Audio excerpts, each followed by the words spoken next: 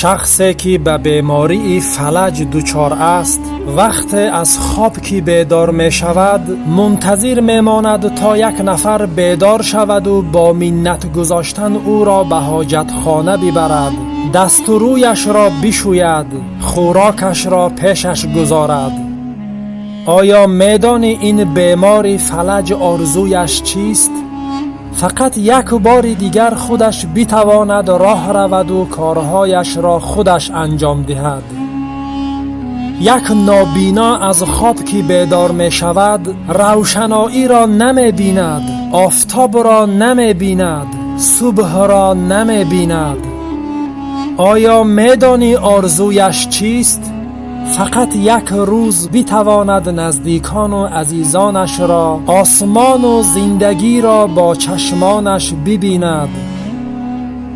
یک نفر بیماری سرطانی دلش میخواهد از این بیماری شفا یابد و دیگر داروهای قیمت بها نخورد، داروهای شیمیایی استعمال نکند و دیگر درد نکشد. یک نفر کر و لال آرزویش این است که بشنود و بتواند با زبانش صحبت کند.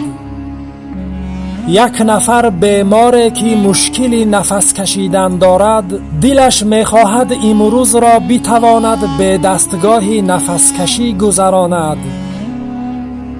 یک نفر معتادی که در عذاب است آرزوی 24 ساعت پاکی را دارد. ای دوستی من، مشکلت چیست؟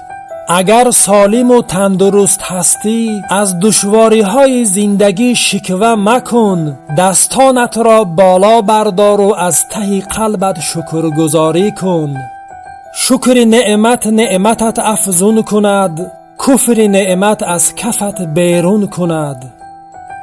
با تمام وجودت از نعمتهایی که خدا به تو داده است استفاده کن.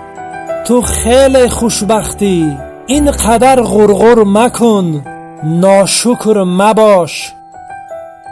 خداوندا بار الها، به آنچه که دادی تشکر، به آنچه که ندادی تفکر، به آنچه که گرفتی تذکر. زیرا آنچه که دادی نعمت است، نداده هایت حکمت و گرفته هایت عبرت.